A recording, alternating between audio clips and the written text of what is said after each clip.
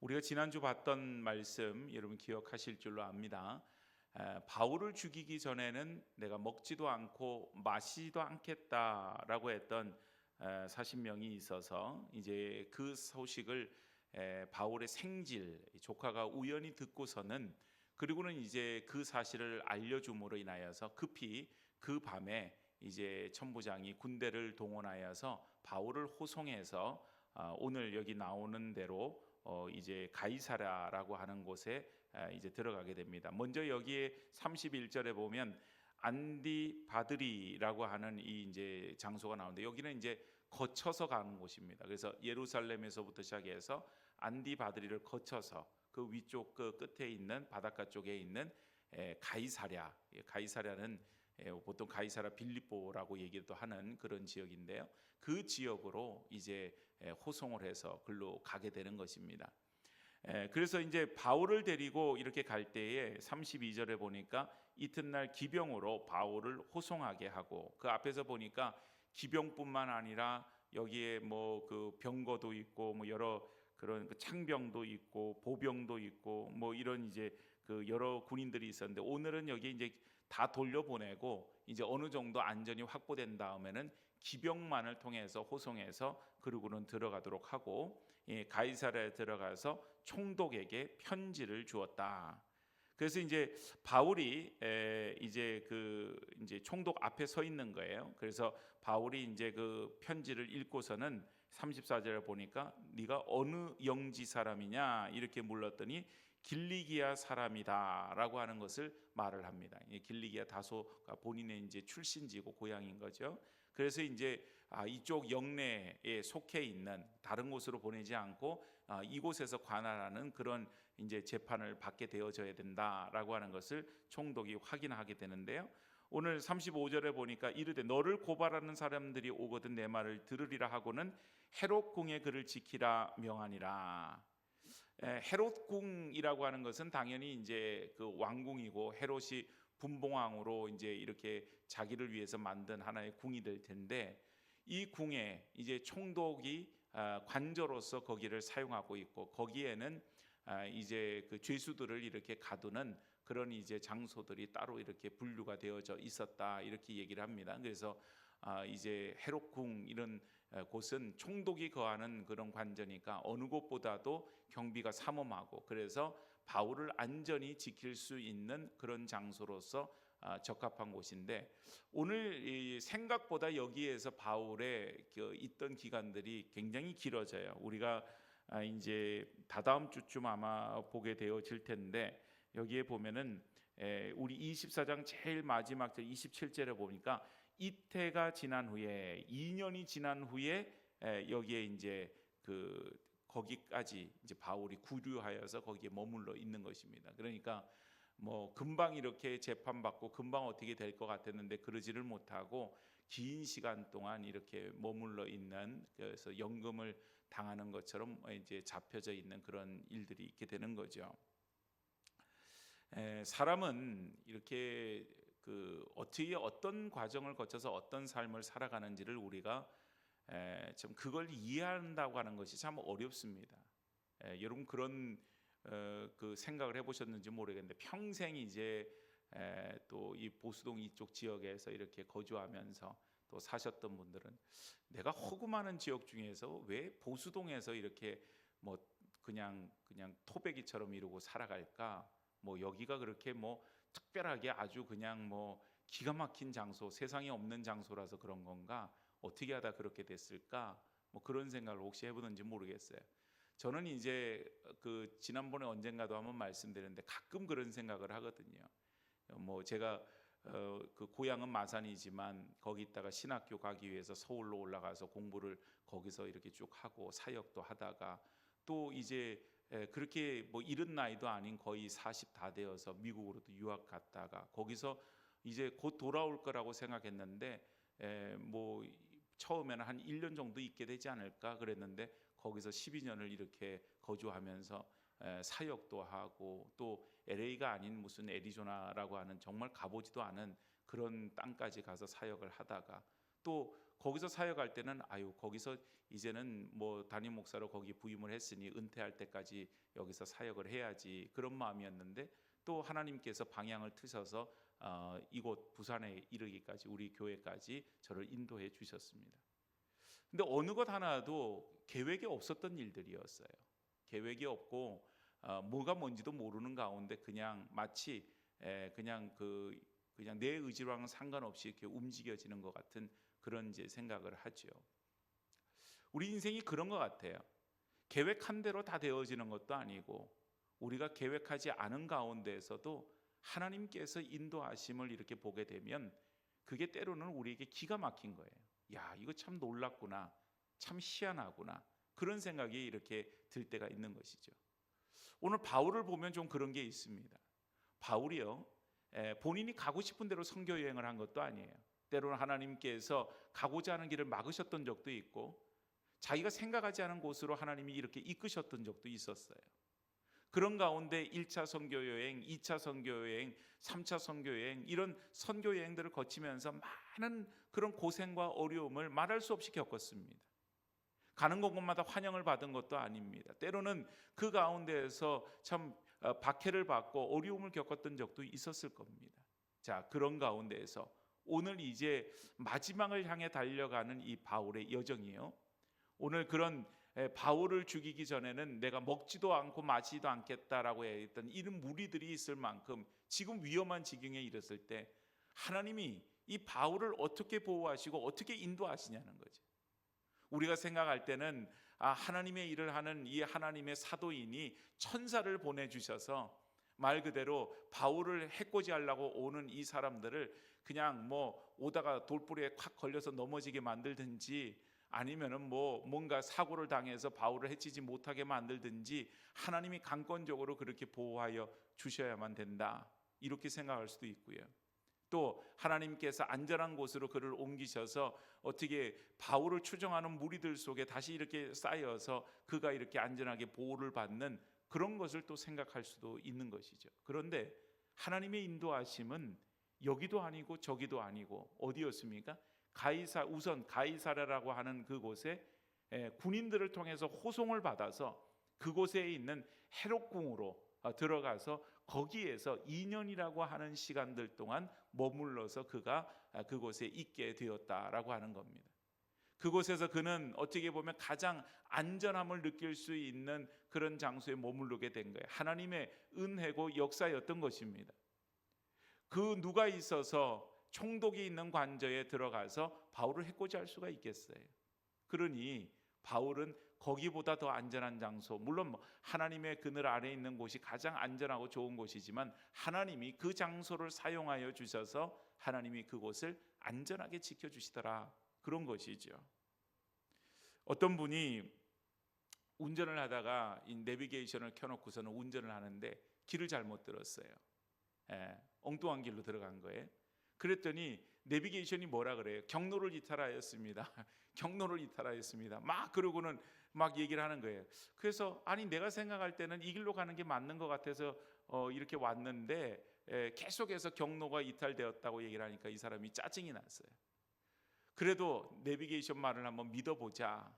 그래서 내비게이션이 가리키는 대로 길을 쭉 갔더니 어떻게 해가지고 전혀 한 번도 가보지 않은 길인데 그 길을 통해서 원래 가려고 했던 목적지에 다 가더라는 거예요.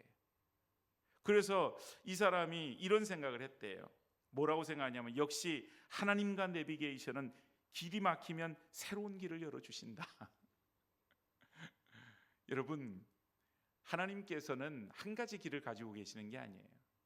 내비게이션도 보면 이쪽 길을 우리가 가다가도 길을 우리가 놓쳐가지고 딴 길로 가면 어떻게든지 목적지까지 안내를 해주잖아요. 그게 도는 길이든지 다른 길로 가든지 어떻게든지 목적지까지 우리를 안내해줘요. 하나님께서는 정확하신 분이십니다. 우리가 생각할 때는 이 길이 바른 길이고 우리가 생각할 때는 이 길이 맞는 길이라고 생각하지만 거기에 어떤 위험이 도사릴지 모르는 거예요. 하나님이 그 길을 돌아서 다른 길로 우리를 이끌어 주셨어요. 그래서 우리를 목적지까지 인도하여 주십니다. 그것이 바로 하나님께서 길을 여시는 방법이라고 하는 사실이지. 오늘 바울의 인생이 하나님이 그와 같은 길을 여신다는 거예요. 생각해 보면 그가 로마에 가기를 소망을 하였어요.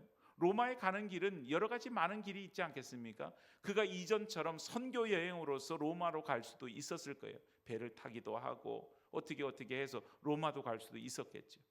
근데 하나님께서 마지막 선택한 길은 이런 로마의 군인들을 호송하여서 바울을 안전하게, 지금 이제 좀 더디 가는 것 같아도 이 헤롯궁의 그 총독의 관저에 2년 동안 머물게 하면서 또 바울로 하여금 어떻게 보면은 영육간에 지쳐 있는 것을 안식하게 하시고 또 그 가운데서 복음을 전하게 하시고 그런 가운데 계속해서 바울의 여정을 이끌고 계신다고 하는 사실입니다.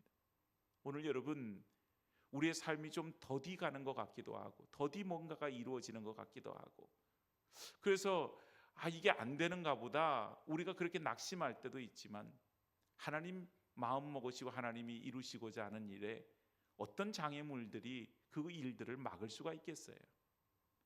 오늘 하나님께서 막힌 바울의 길을 새로운 길을 통하여서 열어주시는 것, 오늘 여러분, 우리의 길들이 한 치 앞을 내다볼 수 없는 가운데 우리 길이 보이지 않아서 때로는 우리를 원망을 쏟아놓지만, 하나님께서 우리가 어떤 상황에 놓여져 있든지 간에 그 길을 지금 열고 계신다고 하는 사실을 기억할 수 있기를 축복합니다. 오늘 여러분, 세상에 어떤 것도 하나님 가시는 길을 막을 수가 없어요. 오늘 여러분 보세요. 여기에 보니까 이제 총독이 뭐라고 그래요? 이제 너를 고발하는 사람이 오거든 내가 내 말을 들으리라. 그리고는 우선은 이제 궁에다 넣잖아요.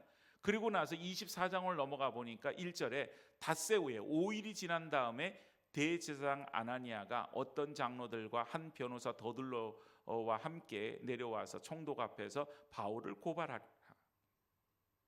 많이도 왔어요. 여기에 바울을 고발하기 위해서 여러 장로들이 오고요. 그리고 심지어는 대제사장 아나니아까지 거기에 오게 되어집니다. 또 변호사까지 동행을 해서 와요. 앞에서 말을 잘할 수 있는 그런 사람을 데리고 온 것이죠. 이제 바울을 고발하였다 그랬어요. 바울을 더둘러가 이제 변호사로서 고발을 하는데, 오늘 고발하는 내용을 보세요. 3절에 보니까 벨리스 각하여, 우리가 당신을 힘입어서 태평을 누리고 또 이 민족이 당신의 선견으로 말미암아 여러 가지로 개선된 것을 우리가 어느 모양으로나 어느 곳에서나 크게 감사하나이다. 여러분, 뭐 그냥 이 말만 딱 봐도 이건 아첨이구나, 이게 느껴지시죠? 그죠? 아첨하고 있는 거예요.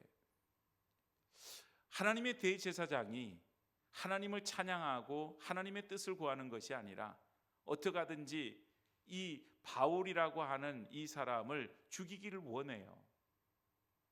그런데 바울을 죽이고자 하는 이유가 뭔가, 뭐 나중에 뒤에도 나오지만 나사렛 이단이라고 하는 겁니다. 자기들의 생각과는 다른 얘기들을 바울이 전하는데 사람들이 거기에 솔깃해서 넘어가는 사람들이 많더라. 그래서 이걸 막아야 된다라고 하는 그런 어떤 본인의 의와 사명감에 불타서 지금 바울을 죽이려고 하는 거예요.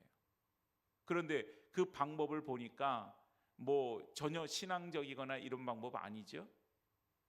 오늘 여기 보니까는 세상에 아첨도 이런 아첨이 없는 거예요. 다 그냥 바울을 데리고 가서 그 앞에서 고발할 때에 얼마나 여러분 그 자리에서 아첨을 하고 있는지요. 그런데 여러분, 오늘 우리가 알아야 되는 것은 어떤 인간의 계획도 하나님의 어떤 길들을 결코 막을 수도 없을 뿐더러, 우리가 악한 계획을 가지고 있는 것을 보면 힘이 있는 것을 가지고 이렇게 도전을 한다는 거예요. 대제사장 아나니아가 옵니다.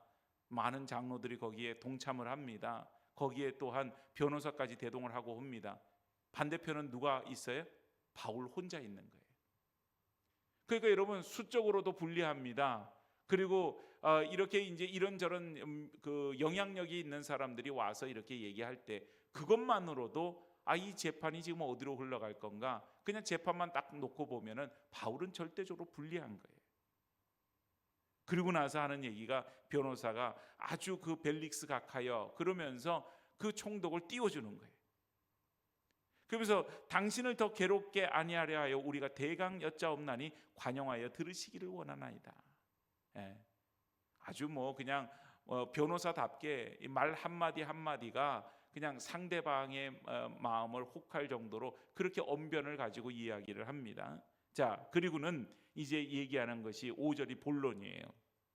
6절까지가 우리가 보니 이 사람은 전염병 같은 자라 천하에 흩어진 유대인들 다 소유하게 하는 자요 나사렛 이단의 우두머리라. 그가 또 성전을 더럽게 하려 함으로 우리가 잡았사오니. 오늘 하나님께서 바울을 지켜주시지 않았더라면 바울은 여기까지 오지를 못했을 텐데, 오늘 하나님의 계획이 사람의 모든 계획과 음모를 뛰어넘는 것이죠. 그래서 오늘 이 어떻게 보면 바울에게는 위기의 자리가 되어지는데, 이 위기의 자리를 바울은 그냥 위기로서 끝내는 것이 아니라 그 자리가 오히려 나중에 보니까 증인의 자리로 만들어지는 그런 역사가 있더라라고 하는 것입니다. 오늘 여러분, 세상에 이런 어떤 그 진실하지 못한 아첨을 하는 지금 말 속에는 진실이 없는 거예요. 여기 말 속에는 그냥 상대방의 마음을 어떻게든 사로잡고 혹하게 만들어서 그리고는 자기의 이득을 취하고자 하는 그런 것만 있는 것입니다. 근데 오늘 이 말의 모든 것은 다 진실이 아니고 진리가 아닌 왜곡되어진 그런 것 아닙니까? 오늘 먼저 보니까 5절에 우리가 보니 이 사람은 전염병 같은 자다, 이런 얘기를 해요. 전염병 같은 자다. 여러분, 이렇게 고발할 때에는 무슨 근거가 있어야 되잖아요. 바울이 어떤 면에서 전염병 같이 이 사회에 악을 행하고 정말 그 사람들에게 해악을 끼쳤다라고 하는 뭐가 있어야 되는 거예요. 그런데 그러지 않고 이거는 인신공격처럼 그냥 공격만 하는 거예요. 이 사람 전염병 같은 사람입니다. 그래서 천하에 흩어진 유대인들을 다 소유하게 합니다. 여러분, 사람의 능력이 어떻게 흩어져 있는 뭐 요즘같이 무슨 1인 방송이라도 유튜브 방송이라도 할 수 있으면 몰라도 그 당시 그런 것이 아닌데 흩어져 있는 유대인들을 어떻게 다 소동을 하겠는가. 그리고 소동시키려고 한들 그 사람들이 바보가 아닌 다음에 거짓된 것에 그렇게 넘어갈 수 있느냐, 그런 것이죠. 근데 본질은 그건 거예요. 바로 이 사람이 나사렛 이단의 우두머리라. 나사렛 이단은 누구를 지칭하는 거죠? 예수님을 가리키는 말이에요. 그러니까 예수님을 이단으로 규정짓고 그 예수 그리스도는 이미 이 땅에서 죽었다고 이렇게 생각을 하는데 그가 부활하였다고 살아났다고 얘기하는 그런 잘못된 사설, 이단 사설을 가리키는데 바울이 우두머리와 같은 역할을 하고 있다, 이렇게 왜곡을 하고 있는 것입니다. 이거 조작이고 왜곡이죠. 그런데 여러분, 이 바울이 지금 이런 이야기들을 이렇게 들음에도 불구하고 같이 뭘 어떻게 해가지고 막 길길이 뛰고 뭐 이렇게 하는 반응이 없지요. 오늘 본문에서 물론 이제 다음 주 이렇게 봤을 때에 바울이 자기의 어떤 말들을 변명으로 이렇게 얘기하는 그런 것이 있지만 오늘 본문엔 그게 없어요. 오늘 믿는 사람들에게 있어서는 이런 왜곡된 것들이 우리 가운데 있을 수가 있다는 겁니다. 세상이 교회를 바라보면서 왜곡할 때가 있어요. 제가 지난번 말씀드렸잖아요. 심지어는 바깥에 있는 엘리베이터가 고장나도 교회 때문에 그렇다고 그렇게 말하는 사람이 있어요. 기가 막힐 노릇이죠. 아니 뭐 교회가 그걸 왜 고장나게끔 만들고 뭘 교회가 억하심정이 있어서 그런 일을 하겠어요. 근데 그렇게 말하는 사람들이 있어요. 뭐만 잘못되면 교회 때문에 그렇다고, 교회가 못하게 해서 그렇다고, 그런 일을 한 적이 없는데도 그런 오해를 받습니다. 그런데 우리가 아무리 그렇게 뭔가를 이렇게 오해를 받고 공격을 받아도 우리가 거기에 대해서 굳이 그것을 뭐 변명하거나 그거를 맞대응해가지고 무슨 말도 안 되는 그런 소리를 하느냐고 싸우고 할 일이 없는 거죠. 왜냐하면 사실이 아닌 것은 그것은 시간이 지나고 나면 결국은 다 거짓된 것은 그냥 소멸되어지게 되고 진리는 빛을 발하게 되기 때문에 그런 것입니다. 오늘 바울은 그런 왜곡 속에 놓여져 있었던 거예요. 사람들은 그런 거예요. 작은 것도 왜곡하기 시작하면 이것을 자꾸 부풀려서 크게 만들어요. 그래서 왜곡하고 왜곡하는 거예요. 그래서 사람들을 흔드는 것이죠. 그러나 우리는 어떻습니까? 믿는 사람들은 진리 위에 서 있는 사람들이에요. 그렇기 때문에 흔들리지를 않아야 된다고 하는 것이죠. 오늘 여러분, 믿음의 뿌리를 깊게 받고 우리가 말씀에 굳건하게 서게 되면 어떠한 왜곡과 어떠한 우리의 비난과 공격에도 우리가 흔들릴 이유가 없는 거예요. 이제 그런 얘기가 있습니다. 상처는 수신자 부담이다. 무슨 말인지 아시겠어요? 상처는 항상 보면 내가 받죠. 내가 받아요. 제가 늘 말씀드리지만 교회 내에서 상처를 줬다는 사람은 없어요. 상처를 받았다는 사람만 있어요. 오늘 여러분, 우리가 언제까지 늘 뭐만 하면은 나 상처받았다고, 상처받았다고, 상처받았다고. 물론 여러분, 연약하기 때문에 사람이 상처도 받고 그 상처받은 영혼을 우리가 감싸 안고 그리고 위로하고 우리가 그 상처받은 영혼을 우리가 위해서 조심하는 것, 이런 것들도 우리에게 중요하겠지만 우리에게 있어서 스스로가 상처를 받지 않을 만큼 견고하게 서야 되지 않을까요? 오늘 때로는 그래요. 우리에게 있어서 그냥 지나가는 말로 아무런 의미 없는 말로 그것 자체가 그런 의도가 아닌데 민감하게 받아들이면 그러면 그게 상처가 되어져요. 근데 가만히 보면 상처받는 이유가 뭐에 있습니까? 내가 그 부분에 뭔가 연약함이 있는 경우가 많아요.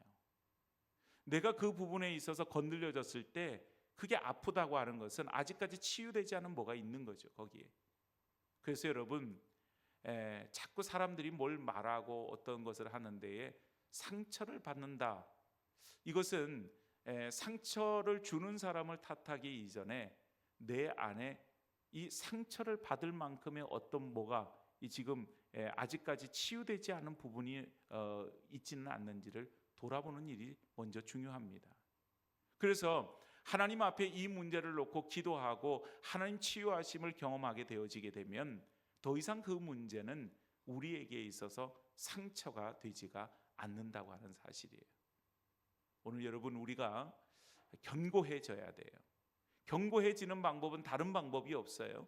진리 위에 서는 방법, 그 다음에 믿음 위에 서는 방법, 하나님 안에서 우리가 치유함을 받고 견고하게 되어지는 방법, 그 방법밖에는 없어요. 근데 그러지 않으면 세상의 조그마한 어떤 어려움에도, 말 한마디에도, 어떤 것에도 쉽게 거기에 상처를 받고 어려움을 당한다고 하는 것입니다. 세상 사람들이 억측을 하고 비난을 하고 오해를 하고 그렇게 하는 거에 믿는 사람이 왜 상처를 받습니까? 진리가 아닌 얘기인데, 사실이 아닌 얘기를 하는 건데. 여러분, 지역에 이런저런 분들이 교회에 대해서 이런저런 얘기하는 것으로 상처를 받으세요? 혹시 뭐 상처를 안 받는 이유가 나랑 상관없는 일이라서 상처를 안 받는다면 그건 곤란한 일인데, 우리가 이 교회에 소속돼 있어도 우리에게 그것은 상처가 될 이유가 없어요. 사실이 아니기 때문입니다. 오늘 우리에게 있어서 참 믿음으로 이렇게 서 나가면서 좀 더 견고하게 서야 될 필요가 있죠. 왜냐하면 하나님께서 하시는 일들을 가만히 보면 하나님께서 그 모든 길들에 이제 새로운 길들을 열어가시는데, 오늘 여러분, 바울은 오늘 이 대제사장 아나니아와 장로들과 변호사 더둘러가 와서 말하는 이것 이상의 이야기를 이미 바울은 수차례 많은 이야기들을 들었습니다. 심지어는 신체적인 위협까지도 우리가 겪게 되어집니다. 바울을 죽이기 전에는 먹지도 않고 마시지도 않겠다. 여러분, 이런 사람이 만일 우리를 쫓아다닌다면 우리는 어떨 것 같아요? 아마 대단히 두렵고 무서울 겁니다. 바울도 아마 그런 마음이 어느 정도는 있었겠지만 하나님께서 그것보다는 더 바울 가운데 역사하심을 바울은 더 믿고 더 바울은 그것을 경험하며 살아갈 수가 있게 되었기 때문에 바울에게는 그 일이 두려움의 대상이 되거나, 또한 오늘 이렇게 아나니아나 장로들이 와서 바울을 고발하는 그런 거짓된 내용이 있어도 바울은 거기에 조금도 흔들리지 않아요. 왜냐하면 이것은 거짓이고 사실이 아닌 그런 이야기 때문에 그런 것입니다. 오늘 믿는 이들은 그래요. 오직 진리만을 쫓아서 살게 되면 진리가 아닌 것에 상처받을 리가 없어요. 하나님만을 바라보며 믿음으로 살아가게 되면 믿음이 아닌 세상의 것들로 인해서 되어지는 모든 어떤 말들이나 이런 것들이 우리에게 상처가 되어지지를 않는다고 하는 것입니다. 때로는 여러분, 우리가 연약하기 때문에 받는 것이 너무 많아요. 연약하니까 자꾸 넘어져요. 연약하니까 시험에 들어요. 그러다가 우리가 어쩔 줄 몰라 하는 가운데 스스로를 무너뜨리는 일들도 있습니다. 믿음의 사람들은 견고해야만 해요. 그래서 성경은 끊임없이 말합니다. 강하고 담대하라, 두려워하지 말라.